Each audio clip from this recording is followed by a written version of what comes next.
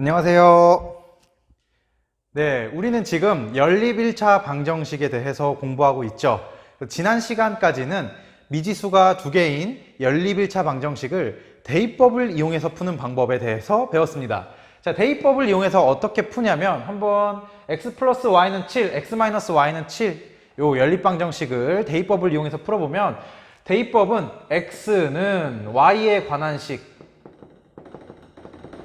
또는 y는 x에 관한 식으로 바꿔서 자, 다른 식에다가 대입해줘서 푸는 것을 대입법이라고 했죠. 자, 그러면 요 밑에 식을 x는으로 바꾸는 게 좋을 것 같아요. 요 식을 x는으로 바꿔서 그러면 7 플러스 y가 되니까 이 7 플러스 y를 여기에 뿅 집어넣어 주는 거죠. 그럼 집어넣어 주면 식이 어떻게 바뀌냐면 7 플러스 y 플러스 y는 7이 돼서 이 y는 2, 그래서 y는 1 이렇게 되네요. 자, y가 1이니까 이제 여기다가 1 집어넣으면 x는 8 이렇게 연립방정식을 푸는 방법에 대해서 배웠습니다. 자, 그런데 오늘 배울 방법은 뭐냐? 또 다른 방법이 있는데 우리가 굳이 x는 y에 관한 식으로 바꿔서 여기다가 대입해주는 이유가 뭐였어요? 대입해주면 미지수가 하나만 남으니까 여기 보세요. 여기 미지수가 하나만 남죠. 그러니까 미지수를 줄이기 위해서 이렇게 대입을 하는 건데 조금 더 편하게, 그러니까 이런 식 같은 경우는 조금 더 편하게 미지수를 줄이는 방법이 있습니다. 자, 그거에 대해서 생각을 해보자면 보면은 조금 더 지울까요? 이 식과 이 식을 더해보세요. 한번 두 식을 더하면 어떻게 되느냐? 얘는 플러스 y고 얘는 마이너스 y니까 그냥 미지수가 사라지네.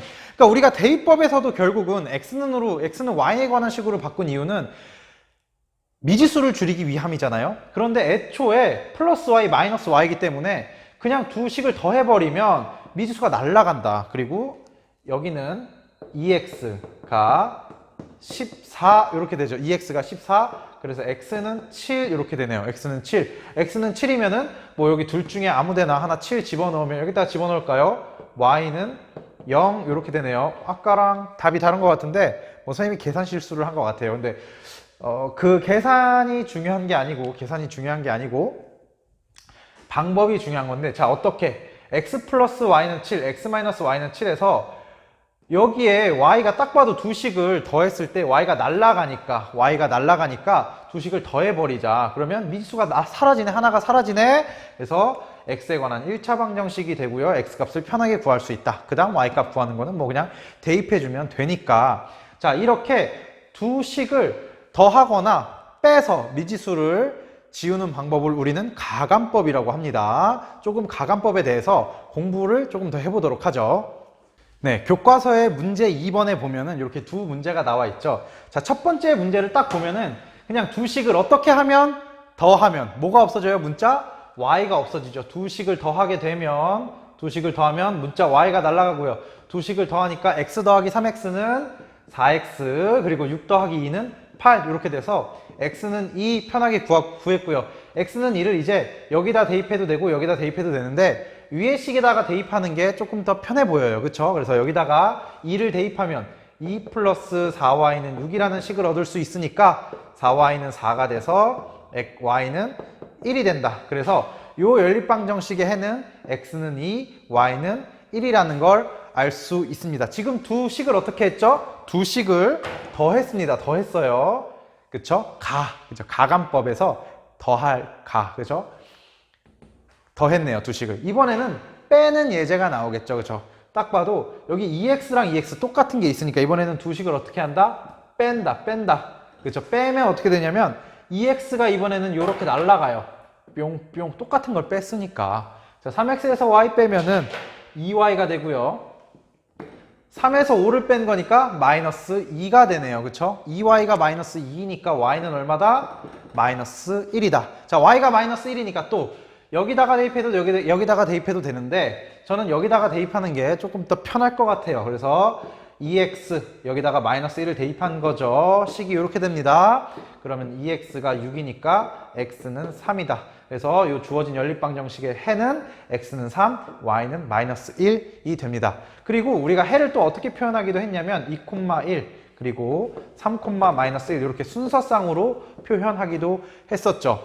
어쨌거나 연립방정식을 푸는 데 있어서 우리가 이전에는 대입법을 사용해서만 연립방정식을 풀었다면 이번에는 이렇게 미지수를 없애기 위해서 두 식을 더하거나 빼는 가감법을 이용해서 연립방정식을 풀어봤습니다.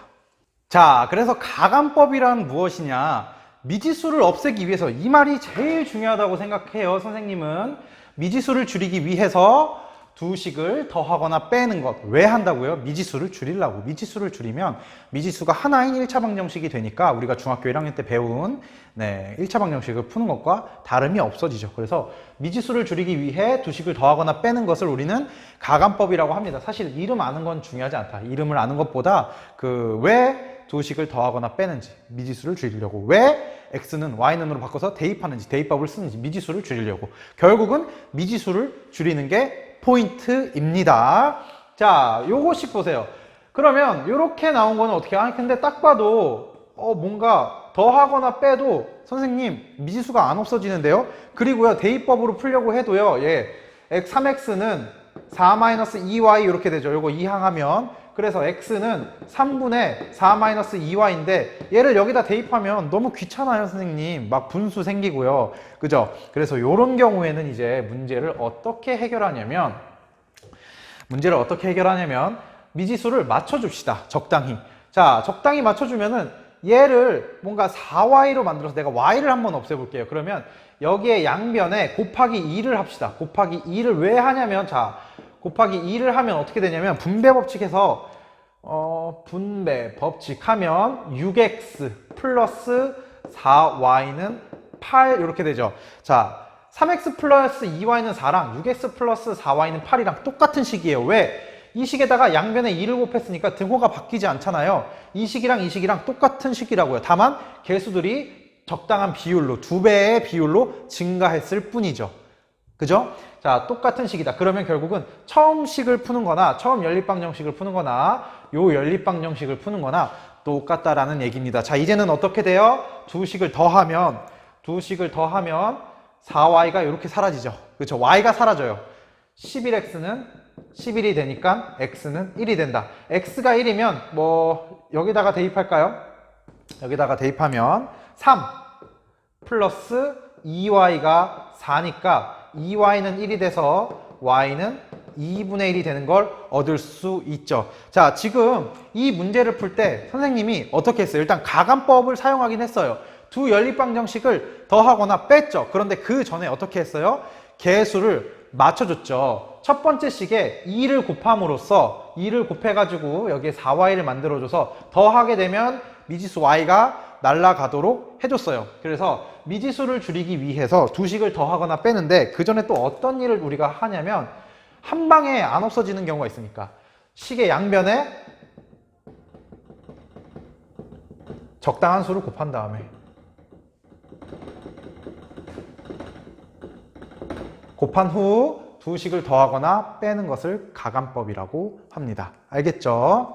자, 교과서 문제 풀어보고 오늘 마무리합시다.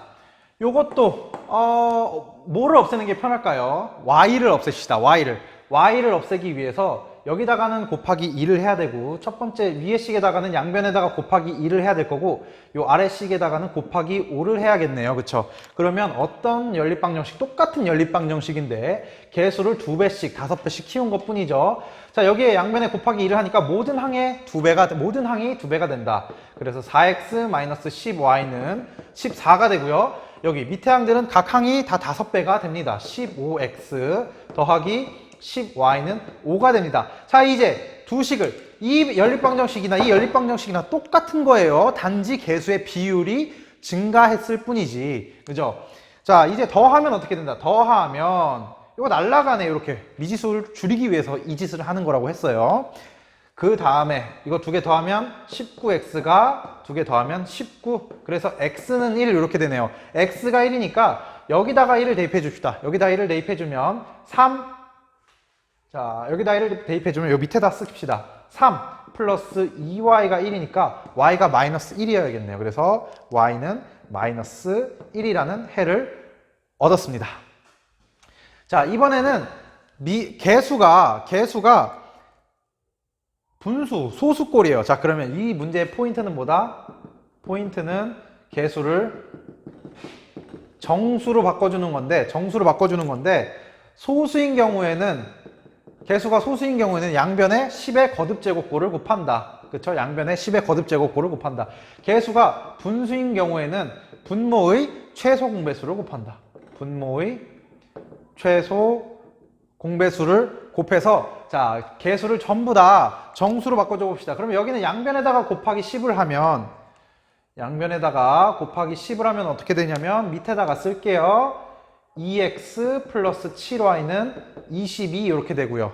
여기는 양변에다가 곱하기 4를 하면 되겠죠. 2와 4의 최소 공배수는 4니까요. 그러면 2x 플러스 y는 4가 됩니다. 자, 이거 어떻게 하겠어요? 양변을 빼야겠죠.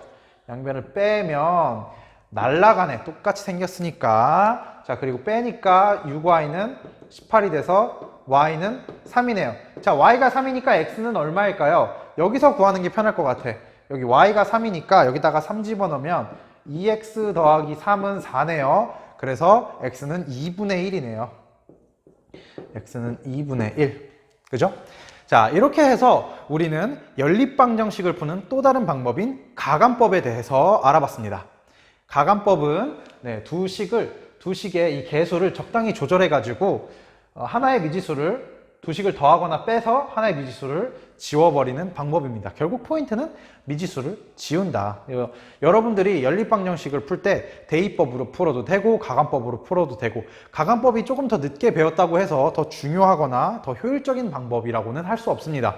그냥 여러분들이 문제를 딱 보고 대입법으로 푸는 게 편하겠네, 가감법으로 푸는 게 편하겠네, 그냥 노선을 정하고 마음대로 여러분들이 원하는 내키는 방법으로 연립방정식을 풀면 될 것 같습니다. 네, 그래서 오늘은 여기까지 하겠습니다. 수고하셨습니다.